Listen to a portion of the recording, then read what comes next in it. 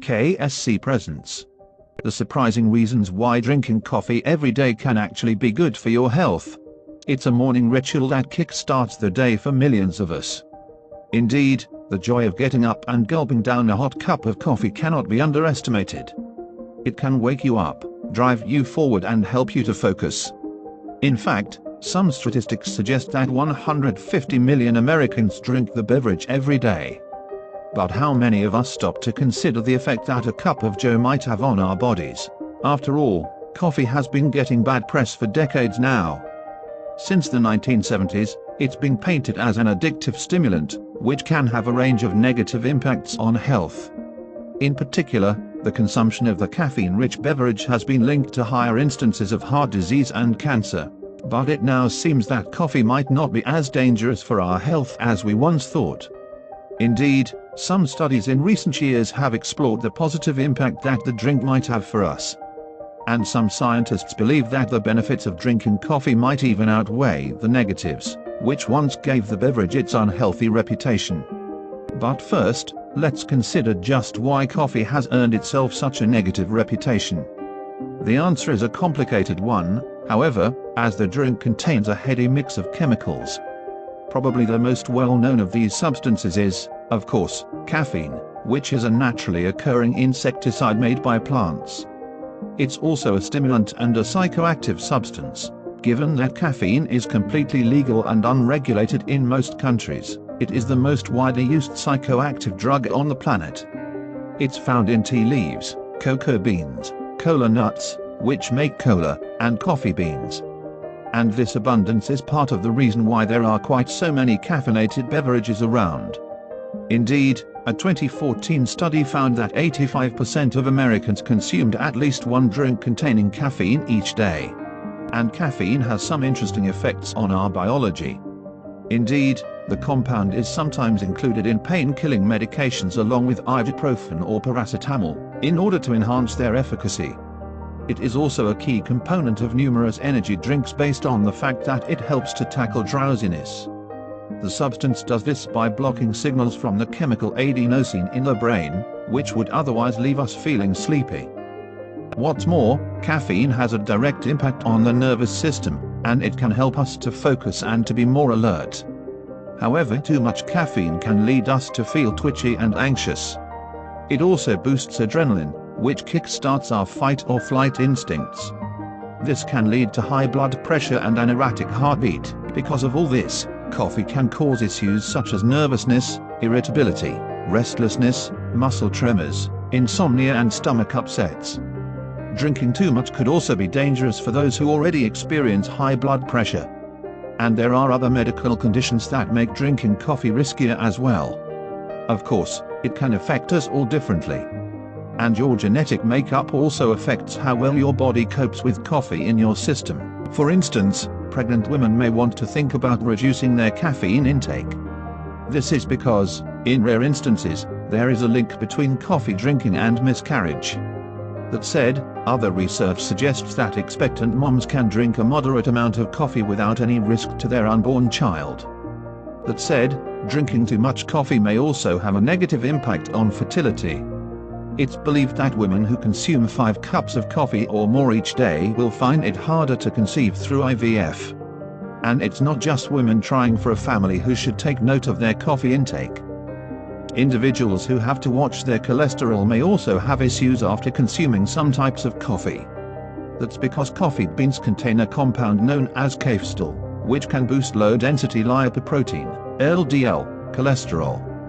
However, paper filters can get rid of most of this compound. With that in mind, kefstol tends to be found in higher quantities in espressos and French press brewed coffee. A study in the Journal of the American Medical Association, from 2006, found that coffee could even add to the probability of non-fatal heart attacks. This is due to the fact that some people are genetically predisposed to metabolize caffeine less quickly. Giving up can also have negative consequences. Those who quit caffeine completely can suffer from withdrawal symptoms including tiredness, inattentiveness and depression. Other studies, meanwhile, have made links between coffee consumption and cancer. In 2008, experts said that drinking in excess of 4 cups per day increased a woman's chances of breast cancer by almost 2/3.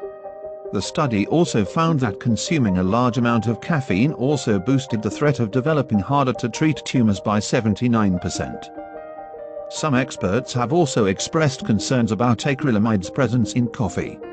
This substance is also found in high-carb foods that come into contact with high temperatures, such as bread, potato chips, cereal and cake. It also forms when coffee beans are being roasted.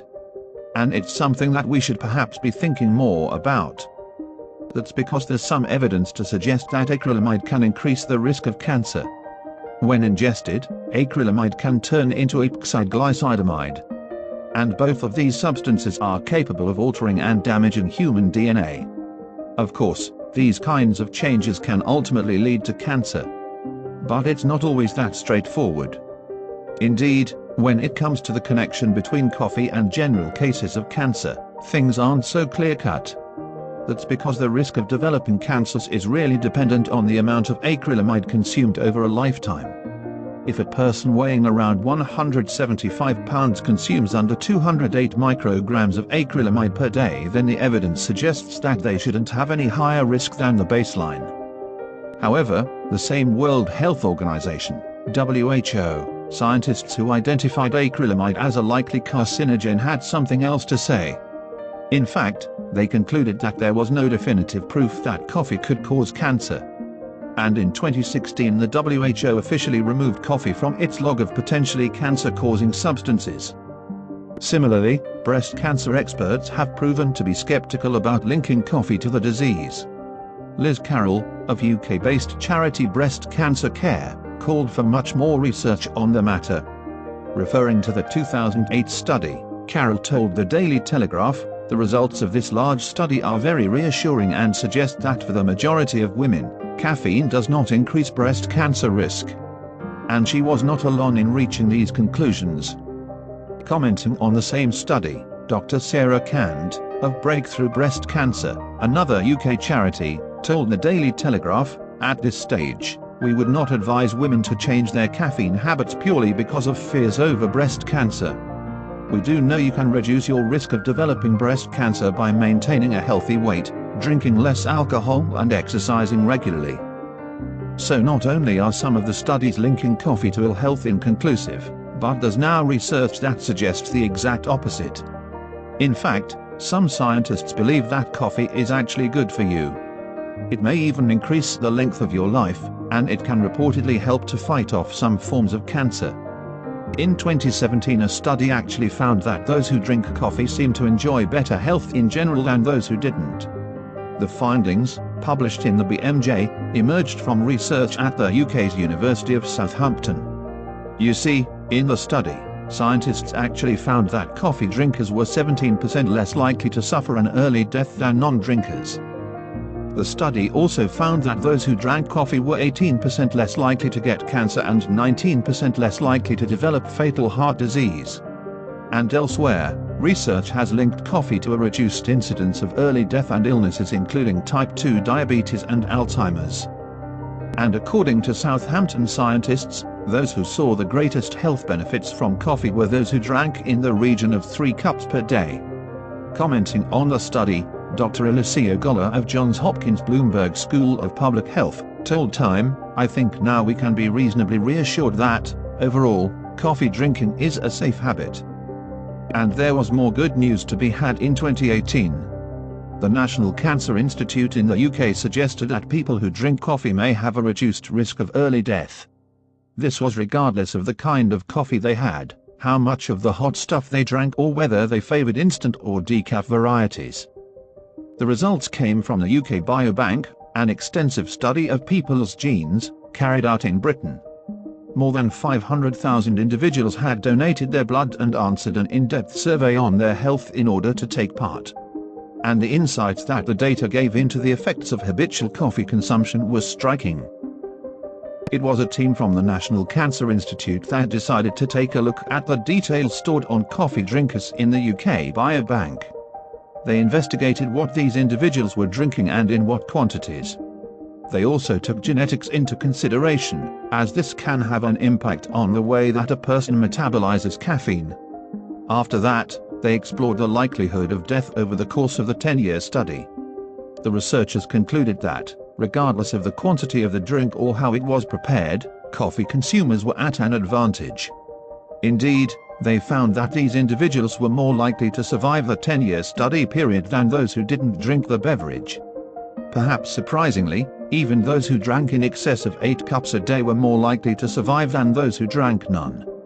Even so, experts say that there's no real advantage in drinking more coffee than you usually would in order to reap the apparent health benefits of the drink. That's because death rates didn't appear to improve as more coffee was consumed on a daily basis. So it's probably best to stick to an amount normal for your lifestyle. Furthermore, the study conducted by the National Cancer Institute had some limitations. For instance, most of the volunteers in the UK biobank are British, as might be expected. Because of this, though, their coffee drinking habits differ from those in other countries around the world.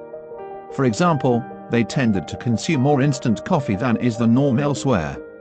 However, the National Cancer Institute team plans to take its study further, drilling down into the data to explore the impact of how the drink is prepared.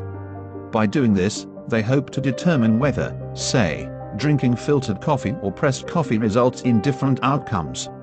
This may help scientists to understand why unfiltered coffee has previously been linked to increases in bad cholesterol. The National Cancer Institute findings weren't the only source of good news for coffee drinkers, however. In the United States, coffee is believed to be the top source of antioxidants in the general diet. These chemical compounds help to combat everyday harm done to our DNA. Antioxidants can hence decrease inflammation, fight cancer and assist healthy liver function. What's more, coffee also contains other anti-inflammatory compounds. These can lower the threat of heart conditions and diseases of the liver, including cancer and cirrhosis. Anti-inflammatory compounds can also reduce the chances of individuals developing Alzheimer's. You might be beginning to wonder if there's anything that coffee can't do for you. Indeed, in 2010 a study was published by scientists from the University of Lisbon and the University of Coimbra. Strikingly, they found that coffee may prevent neural degeneration in the brain. As a result, drinking coffee could actually help to reduce a person's chances of contracting conditions such as Parkinson's and Alzheimer's. According to the study, the positive effects on neural degeneration only occurred when moderate amounts of caffeine were ingested, consistently and over the long term. Moderate consumption, meanwhile, was considered as being equal to 4 cups of coffee or less per day. However, those who worked on the study stressed that caffeine didn't enhance mental faculties, it just stopped them from deteriorating. Nevertheless, there are scientific findings to suggest that coffee can be of assistance when it comes to a number of other ailments. For example, it may assist people in their recovery from colon cancer. Furthermore, it may protect against other cancers, including those that affect the liver, skin, prostate and breast. What's more, it seems that drinking coffee can lower the risk of an individual developing type 2 diabetes. In fact, the Diabetes Care Journal published a review of 28 studies on the matter. They discovered that those who drank 6 cups a day actually saw a benefit. Whether the coffee was caffeinated or not, these individuals saw their chances of getting type 2 diabetes drop by some 30%. In 2018, meanwhile, a study from the International Agency for Research on Cancer, based in Lyon, France, delivered more positive results for coffee lovers. It found that those who drank 2 or 3 coffees a day had healthier circulatory systems and livers. Furthermore, the researchers found that coffee drinkers had less inflammation than non-drinkers. And this study was pretty extraordinary. Indeed, the research project had 500,000 participants living across 10 countries in Europe. The 16-year study, led by epidemiologist Mark Gunter, is believed to be the largest piece of research of its kind ever attempted. According to National Geographic, the study found that higher coffee consumption was associated with a reduced risk of death from any cause. Now, previous studies had discovered links between coffee consumption and increased immunity to particular health problems. However, the study led by Gunter provided what are likely the most significant and far-reaching results so far, as well as impacts on a range of other conditions. As Gunter noted, this digestive disease relationship, which was strongest for liver disease deaths, is particularly striking. He now plans to break coffee down into its chemical constituents to learn even more. With all this considered, coffee may be a far more benign beverage than we had previously thought. While too much caffeine can most certainly kill, it would take a huge quantity of some 20 servings or more, consumed simultaneously, to do so. So, all in all, these scientific findings are good news for coffee drinkers. Indeed, they can now appreciate the fact that their health shouldn't necessarily suffer at all as a result of enjoying a good old cup of joe. Thank you for watching and don't forget to subscribe.